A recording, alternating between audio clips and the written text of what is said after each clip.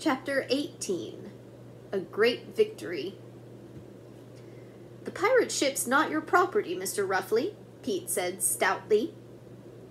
"We don't care," Homer's father said defiantly. "We're going to find the treasure in the mystery." At this moment there was a great chugging, and the beachcomber roared up in his beach buggy. "Scowbanger!" Pam cried. "We found the mystery, but Mr. Ruffley's going to take the treasure." Scowbanger strode over and met the man face to face. "If you touch this ship," he said, "you'll get into real trouble. I'd advise you to leave." "We got permission from the mayor to salvage the pirate ship," Mr. Ruffley said.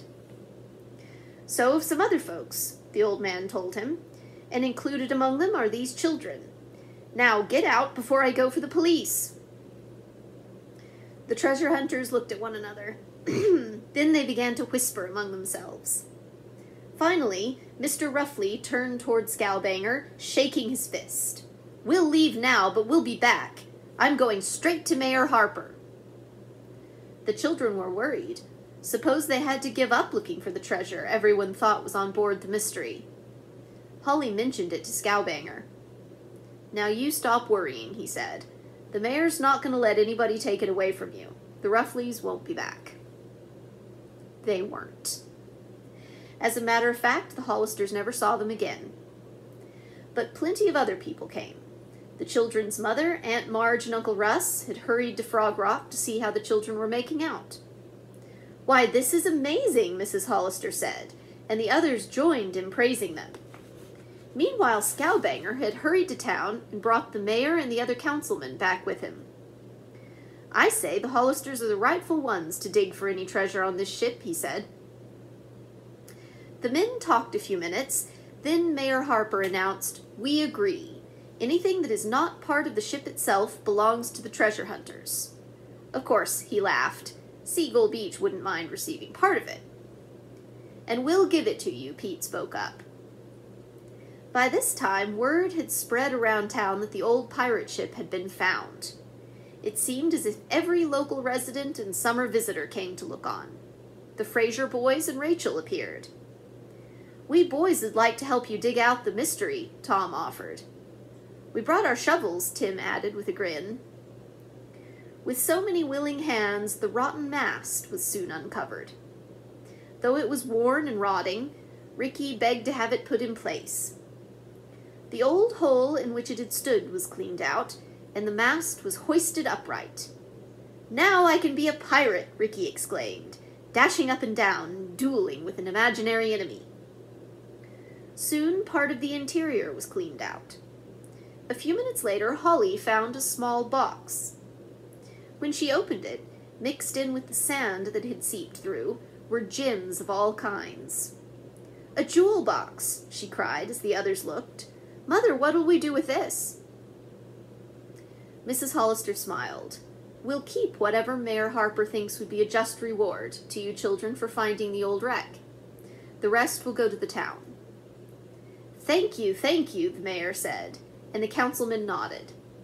"Suppose we put the jewels in a safe place and have them appraised. Then we'll send you a check for your share." What a shout went up from the onlookers. "The wonderful happy Hollisters!" cried Rachel, who had just come up. Visitors passed by the pirate ship all afternoon. The digging went on, but nothing more was found but a few coins. As the searchers gave up, Scowbanger smiled. "The rest of the pirate treasure must have been scattered up and down the coast. It's still here for me to find."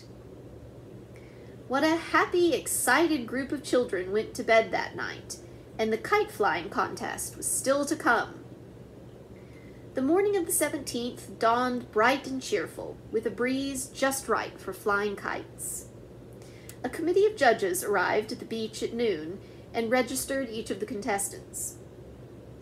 There were nearly 100 boys and girls. One by one, their beautiful kites took the air. Some went very high.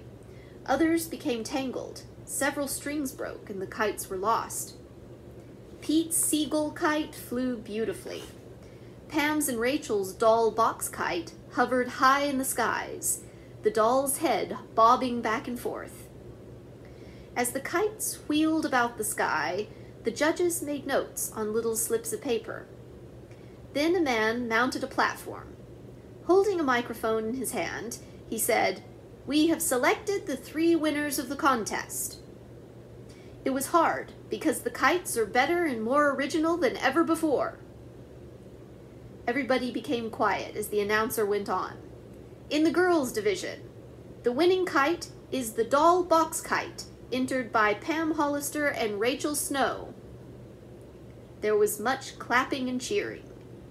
The announcer raised his hand for silence and continued. The prize for the largest and finest kite goes to Tom Fraser. That's swell, said Pete, who was standing next to him. And the award for the most unusual kite in the meet goes to Pete Hollister. What cheering and clapping greeted the announcements. And now, the man said, I have a surprise for all of you children.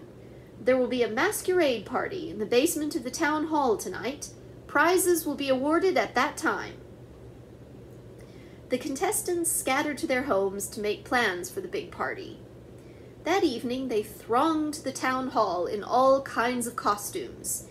Pam recognized Rachel, who was dressed in a quaint colonial outfit with a pretty pink hoop skirt. The Fraser boys came dressed as 3 clowns. But the biggest surprise of all was the Hollister cousins.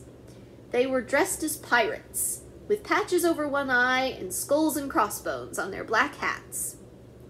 The children played games and ate ice cream and cake. When the party was at its height, one of the kite contest judges announced that prizes would be awarded. Pam received a huge rubber seahorse, almost as big as a real horse. It would carry 3 children. Tom Fraser was given an aquaplane board, and Pete Hollister received a collapsible rubber boat, which could hold 2 persons.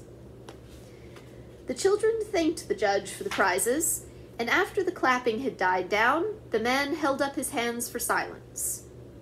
And now I have a special surprise for you, he said. The town council has decided to leave the pirate ship right where the Hollisters found it. The mystery will be the greatest exhibit at Seagull Beach, and any child visiting this place will be allowed to play pirate on it as much as he wishes.